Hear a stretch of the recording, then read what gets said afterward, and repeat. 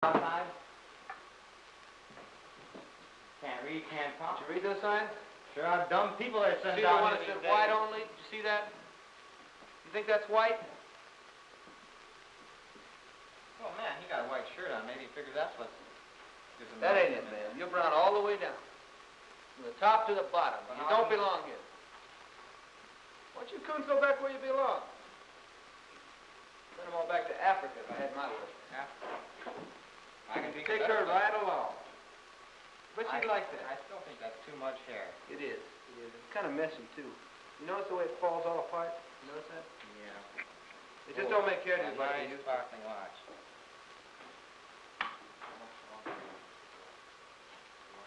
How's that look? Is that better? Boy, white boy, this guy's standing up. Can't you stand up, take it like a man? Huh? The least you can do is stand up while your brother is standing. He lets us bust around all these girls, man. You don't stand up. Come on. What's people like? You don't see Southern boys doing that, do you? They stand up for their women. That's what we like. Chivalry. Yeah.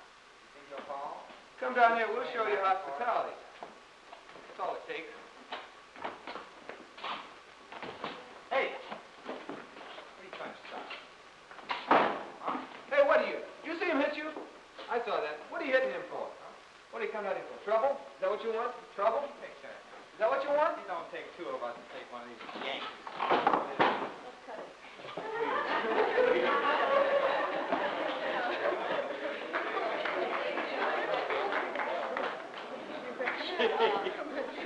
We have the waitress here around here. Because this was, do any of you know of any of the mistakes that each other that you have made? Yeah, well, I think both of us, very early in the scene, were nervous and laughed. I think I acknowledge that. I didn't know. Even I laughed. Things to do. The waitress comes up. You will have to establish communications as long as possible. When she becomes hostile, stop. You just sit there. After you've said you had a right to be served, you sit and say no more. You don't look at each other. Pick a spot on the table and hold on to it. Because chances are you're going to be scared. If you look in somebody else's eyes, that's going to be more frightening. Just pick a spot. Don't move your hands. Have your hands on top of the table. Don't make a move. If you have your glasses on, if you made the mistake of wearing your glasses, leave them on. If you're pushed to the floor, stay there. Do not get up. Do not look them in the eyes either. And cease talking after any hostility. Do not go inside where your wallet in your outside pocket. Do not make any sudden moves for anything. This kind of upsets them, and they can always say it was self-defense. What about when they stand up? Should they make an attempt to regain their seats? Only if they haven't been pushed, we'll say pushed too hard. That is, if they've been pushed hard enough, fall down. Just go limp. Try not to resist, because that just provokes anything that might happen. And keep your hands on the table. That's about it. And have one spokesman, just one spokesman. And that's it. Again and again, Corps told its recruits, keep your dignity. Don't fight back. Don't lose your temper. Leader of the discussion was Rita Carter, who served 3 weeks in a Mississippi jail. She's 18 years old, a graduate of Dorsey High School in Los Angeles, now a student at Oakland City College. I asked her if the belligerent actions of the segregationists in the skit were exaggerated. It certainly was an exaggeration. It was not. It is not necessarily this way in Jackson, Mississippi, at the terminal. I feel these social dramas, and people feel differently about them. I feel they're necessary because they're stark enough to make people realize exactly what they're getting into. I personally didn't think that our bums here were bad enough. They're very, very vicious. At times they have, say, put cigarettes in tobacco girls' necks, or cut off their hair, or set their hair on fire. And I don't think they can be exaggerated by people. What good does this do? Does it just frighten candidates for the freedom rides? Does it perhaps scare a few candidates out of the running altogether? I would say it probably does scare a few, but the ones that go and continue after they've seen this, you know that they are dedicated, you know that they believe in what they've set out to do. I wonder if we could talk with both these people who apparently are ready and willing. Mrs. Singleton, Helen Singleton? Yes. Do you go to school or work? Where do you live in town? I live in Westwood. I'm a student at Santa Monica City College. I'm an art major. How old are you, if I may ask? I'm 28. Do you think you'll be one of those people Mr. Rogers talked about who may go all the way to New Orleans without really knowing why the ride is being taken? But once you get there, we'll know for sure. Well, as it stands now, I know why I'm going. I suppose that when I do finally get there, it will really be more concrete to me. You know why? Could you put it into a few words for us? A few words, yes. First of all, being a Negro, I don't see how I could justify not going. How do you feel about the violent defenders of segregation? Do you hate them? Do you have contempt for them? No, certainly not. First of all, I wouldn't bother to waste an emotion like hate on anybody. Hate can be deteriorating physically, I think.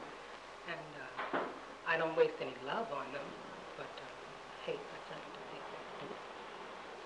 Well, how about you, sir? Certainly your reasons have nothing to do with race. Tell us a bit about you, your name, where you're from, what you do. Well, my name is William Leons, and I'm a graduate student in anthropology at UCLA. Though I'm obviously not a Negro, I lived in Holland during the Nazi occupation there. My father was a Jew, and consequently, I saw my family and myself subjected to treatment that the Negro is experiencing in the South today. I've seen my mother beaten by German soldiers. My parents were in concentration camps. I myself was in hiding. When I came to the United States, I thought of the United States as one country. When I came here, it didn't take me long to find out. There was a South and a North. And the jokes being made about needing a passport to go to Mississippi are not far from the truth. Some of the most basic elements of human decency, human rights, as philosophers have held, and as the Charter of Human Rights of the United Nations have set forth, have been violated in the South time and time again for many years. Please, go ahead. For many years, and the Southerners, one excuse is that these things take a long time to solve.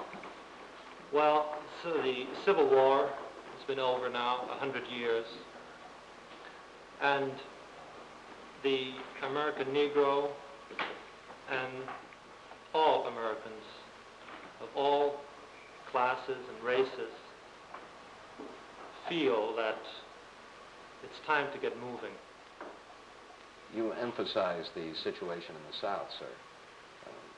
Can we assume that you think the way Negroes live in the North and in our part of the West is satisfactory enough so that no freedom rides or similar protests are needed here? No, I certainly don't. I myself, as Helen did, protested through picketing against some of the Californian variant of racial segregation. The important thing that is being tested in the South is whether federal law, as pertaining to these matters, are enforced in the South. In the northern states, many laws are on the books. This is the first big important step. I don't think any of us here feel that prejudice can be picketed out of men's hearts, or that they can be won over to the side of decency, in quotes, overnight.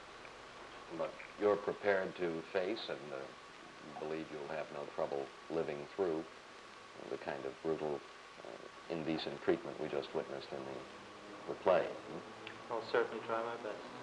I wonder, Helen, if we could bring in your husband now, Bob Singleton. He's, as I understand it, vice chairman of CORE for Santa Monica and Venice? Yes. Hmm?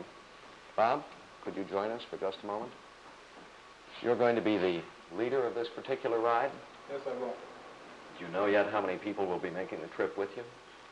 There's approximately 20 that will be going with us. Do you suppose that when you get down there this time, because of all the unfavorable publicity, unfavorable from the Southern point of view, that your group is likely to get rougher treatment, perhaps longer jail terms or more pushing around from the guards than the earlier groups?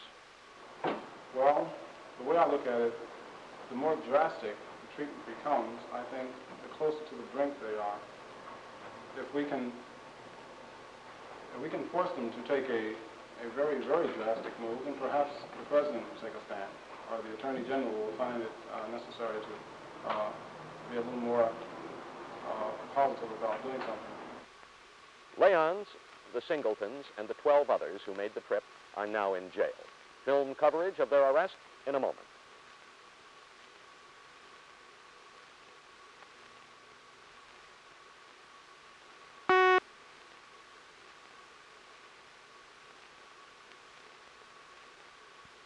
This is the destination of the Freedom Riders, the railroad station in Jackson, Mississippi. The events that followed the arrival of their train from New Orleans may have seemed anticlimactic after all the preparations. The 15 Californians, 10 whites, 5 Negroes, got off the train and went downstairs into the terminal. They sat down as a group in the white waiting room.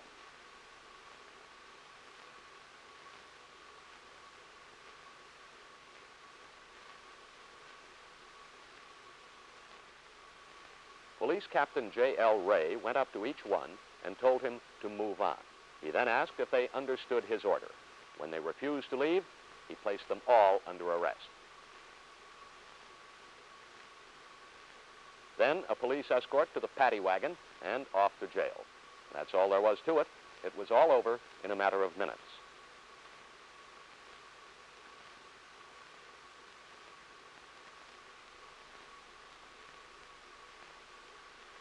The next day, they were tried, convicted, and each was sentenced to 6 months and $200 fine. Last week, they were transferred to the Mississippi State Prison at Parchman. CORE plans to bail them out after 39 days, getting them home in time for the start of the fall semester. Friends of the Freedom Riders and their critics can probably agree on one thing: the youngsters possess uncommon courage and dignity. Both qualities abound in Winston Fuller, 24 years old, a tall, soft-spoken graduate student at UCLA. When the CORE meeting at Price Chapel Church was over, I asked Fuller if his feelings about the trip were changed by what he had learned. Not about the trip, no. You intend going through yes, with it? I do. It gave it some immediacy. It prepared me, I think, psychologically more than an actual situation. And I thought that the advice about what to do in these specific situations, such as pick a spot, don't look in someone's eyes. These little things are things that we need to know. Does it sound now as though it's going to be rougher than you had thought before the meeting? In a way, yes. I think it will be rougher in terms of a multitude of harassments. I hadn't anticipated anything like the first Freedom Ride, the burnings and etc. Do you think you can take it? I don't know. Are you afraid?